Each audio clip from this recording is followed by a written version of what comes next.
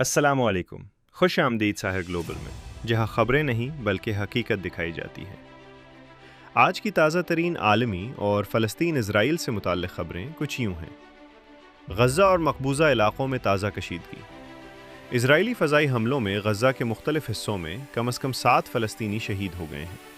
Central Gaza میں 3 اور western Gaza city میں رہائشی عمارت پر حملے میں 4 افراد جان سے گئے۔ اس کے ساتھ ہی مقبوضہ مغربی کنارے میں اسرائیلی فورسز اور آبادکاروں کی جانب سے چھاپے، گرفتاریاں اور دیگر حملے جاری ہیں۔ غزہ کے رفح کراسنگ کی بحالی۔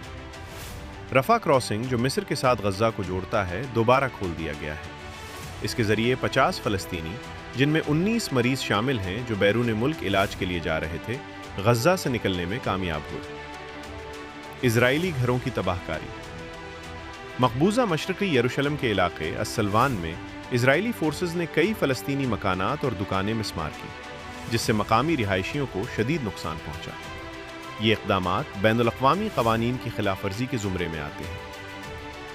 PLO کا عالمی دباؤ کی اپیل۔ فلسطین لبریشن آرگنائزیشن کے نائب چیئرمین حسین الشیخ نے عالمی کمیونٹی سے اپیل کی ہے کہ اسرائیل پر دباؤ ڈالے تاکہ وہ مغربی کنارے میں اپنی قبضہ پالیسی کو روک دے۔ انہوں نے کہا کہ صرف مذمت کرنا کافی نہیں، عالمی اقدامات ضروری ہے۔ اسرائیلی منصوبوں کے خلاف عالمی رد عمل۔ فرانس اور جرمنی نے اسرائیل کے حالیہ اقدامات کی سخت مذمت کی ہے اور کہا ہے کہ یہ اقدامات بین الاقوامی قوانین کی خلاف ورزی ہیں اور فلسطینی ریاست کے قیام کے لیے خطرہ ہے۔ اسرائیل نے عالمی تنقید کے باوجود اپنے موقف پر قائم رہنے کا اعلان کیا ہے۔ نیو یارک اور واشنگٹن میں سفارتی حرکات۔ اسرائیلی وزیر اعظم بنیامن نتن یاہو نے امریکہ کا دورہ کیا، جو ان کا چھٹا دورہ ہے جس میں وہ ایرانی جوہری پروگرام اور خطے میں امریکہ کی سخت پالیسی پر بات کریں گے۔